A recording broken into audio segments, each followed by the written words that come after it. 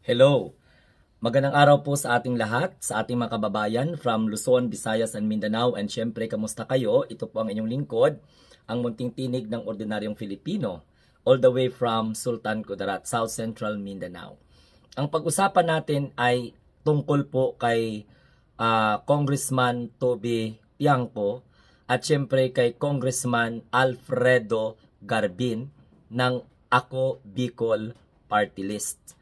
Matatandaan po natin, mga kamunting tinig, na itong si Toby Tiangco ang nagkukumahog na ipatawag si Saldico sa Kongreso. Sa kasalukuyang pandinig ng Quad Committee tungkol po sa maanumalyang mga flood control projects, and syempre, binulgar ni Toby Tiangco na itong si Saldico ay may budget insertion at siya yung isa responsable para maipasok daw ang 1 or 13 billion. Pero itong si Congressman Alfredo Garbin nagpahayag na kung saan, mga kamunting tinig, nagsabi siya na dapat daw po itong seryosuhin. Kasi it involves money. At kanya-kanya na sila ngayon na batuhan ng mga accusation. Para sa kalaman ng lahat, ang pahayag po ni Congressman Alfredo Garbin ng Ako Bicol Party List, ito ay laban kay Toby Tiangco. So ayon po sa congressman na ito, may 529 million daw na worth of budget insertion itong si Tiangco na gustong ipatawag si Congressman Saldico, na kung saan kasalukuyang nagpapangamot di umano ayon sa spokesperson ng House of Representatives sa Amerika.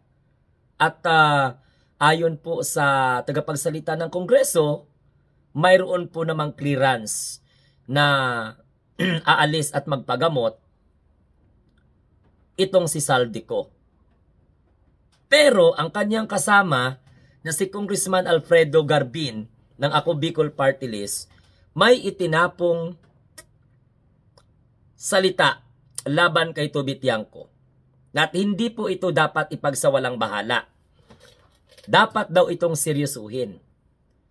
Dahil hindi basta-bastang halaga ang pinag-uusapan dito, kundi 529 million worth of budget insertion noong 2025 itong si Toby Tiangco.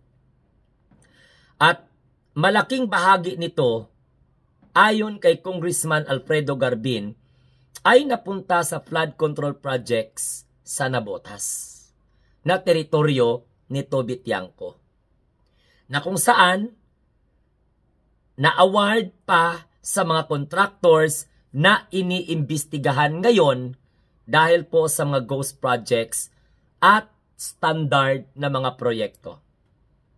Uulitin ko, yung akusasyon na hindi po dapat baliwalain, sabi po ni Congressman Alfredo Garbin, may budget insertion din daw po itong si Toby Tiangco na nagkakahalagang 529 million. Na kung saan na-award pa sa mga kontraktor na kasalukuyan pong iniimbestigahan sa ngayon dahil po sa mga maanumalyang projects, ghost projects, at mga standard na mga projects. So ano po, sabi po nga sa nabasa natin, ano po ang dapat nating bigyan ng diin dito? Okay? Kasi kapag magsalita yung isa, makikita natin dito yung tinatawag na accountability and at the same time consistency of information. Kung si Toby Tiangco naghihingi ng transparency sa iba, dapat daw itong si Toby Tiangco ay handa rin na magpahayag ng transparent. Dapat handa rin si Toby Tiangco na imbestigahan din ang kanyang sarili, sapagkat siya po ay inakusahan na nagkaroon ng budget insertion. So sabi ayon sa ating mga nabasa na kung hihingi tayo ng transparency sa iba, dapat handa rin tayong maimbestigahan sa sarili nating mga distrito at proyekto. O ngayon, katulad po ni Tobit Tiangco, inaakusahan siya ng 529 million pero gusto niyang ipaliwanag si Tobit Tiangco kasi ni Tobit Tiangco papaliwanagin si Saldico sa 13 billion na budget insertion. So, hindi daw po pwedeng mag-demand ng integridad sa iba pero tahimik pagdating po sa sariling bakuran. Kaya pala marami pong mga nagsasabi na dapat ay linisin muna ni Tobit Tiangco ang kanyang sariling bakuran. Pagdating po sa flood control projects, taon-taon di umano billion-billion ang nilalaan para sa flood control.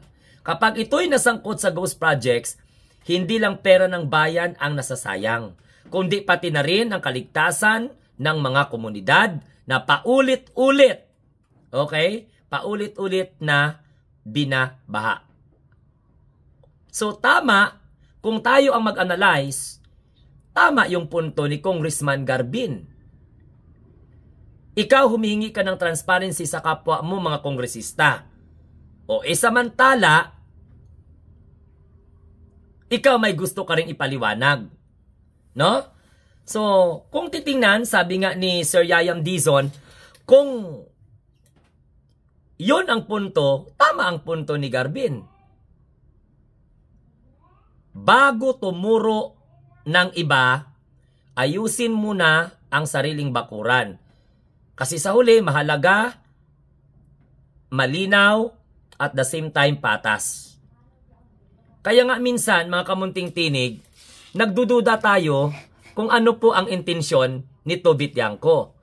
Para ba ito sa transparency and accountability o para lamang po ilihis ang tunay na issue? O ito may mga contract of agreement pa. Pinakita dito may mga contract of agreement. So dapat imbestigahan muna ni Tiangco ang kanyang bakuran. Pero hindi natin dinidisregard ang point na dapat sagutin din ni Saldico ang mga paratang sa kanya. Pero dapat yung mga nagparatang din, imbestigahan niya muna itong 529 million na budget insertion noong taong 2025. Kasi ang kontraktor na inawardan nila ng proyekto out of 145 or 529 million, almost half a billion, may problema pa. Yan ay katulad ng kontraktor na inimbestigahan ngayon sa Senado and at the same time sa House of Representatives. At tiyak, kasali po yan sa iniimbestigahan ngayon ng Executive Department at maiimbestigahan ng itatayong Independent Commission ng ating mahal na Pangulong Bongbong Marcos. Kung titingnan po natin dito, ay dapat magpaliwanag sila pareho.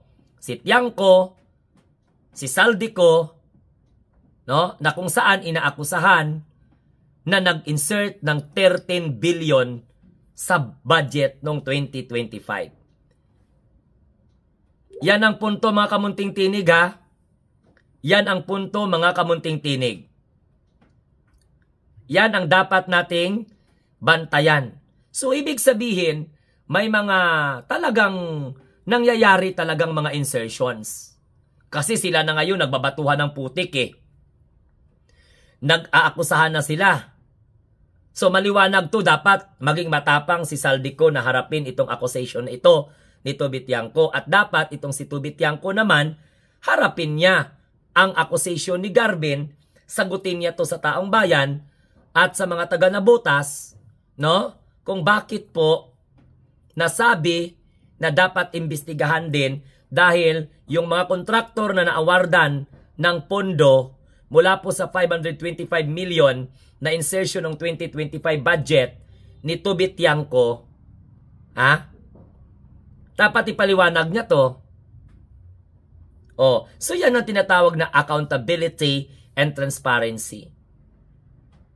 Pero ganun pa man, Sino man ang nagsasabi sa kanila ng totoo, mahalaga malinaw sa taong bayan na dapat may managot at may maparusahan sa paglustay ng pondo ng taong bayan dyan po sa flood control projects na yan. Na kung hindi pa nagsalita ang Pangulong Bongbong Marcos, tahimik sila. Hindi sila magbabatuhan ng putik. Nakikiramdaman sila. Ngayong nabuko na, ngayong iniimbestigahan na, ngayong may pagkakataon na ang mga civil society, ang mga taong bayan, nasisaya sa atin, nagsimula nang magsumbong ang taong bayan sa Pangulo dahil naglunsad ang Pangulo ng isumbong sa Pangulo website, sila na ngayon ang nagtuturuan. Parang may balita nga na nag-aalburuto itong si Tobit Tiangco dahil gusto niya pala maging chairman ng Committee on Appropriation. And I do not know if that is chismis or intriga lamang, pero hindi po lalabas yan kung wala pong mga katotohanan. Hindi po natin yan pinapasok sa utak ng mga tao na totoo po yan, pero yan ang mga lumalabas na mga issue. Si Saldico ngayon, ang target ni Tobit Tiangco na gustong ipatawag. Nag-object si Abante dahil nagtatanong siya, ano pong maging status di umano daw ni Saldico pag ipatawag? Siya daw po ba ay isang resource person o isang congressman? Kaya nga nadismaya din ako kay Abante, alam mo kung bakit? Siya po pinatawag din eh. Nag-testify din siya during that time na inakusahan sila ni Dan Fernandez na kumbaga nag-influence doon po sa isang police officials para mag-affidavit. So, nagiging resource person siya doon. Nag-inhibit po siya sa mga investigation isang beses lamang. So mga kamunting tinig, ano po ang mangkahinatnan ng batuhan ng putik ni Tiangco na naghahanap ng transparency and accountability samantalang siya din po ay inaakusahan din ng Ako Bicol Party List Representative na si Congressman Alfredo Garbin. At may ibinunyag siya na 529 million na budget insertion at may mga resibo na ipinalabas. So hanggang sa muli, ito po ang inyong lingkod, ang munting tinig ng ordinaryong Filipino na nagsasabing tayo po ang mga bagong Pilipino sa bagong Pilipinas. Maraming salamat. Have a nice day and God bless everyone.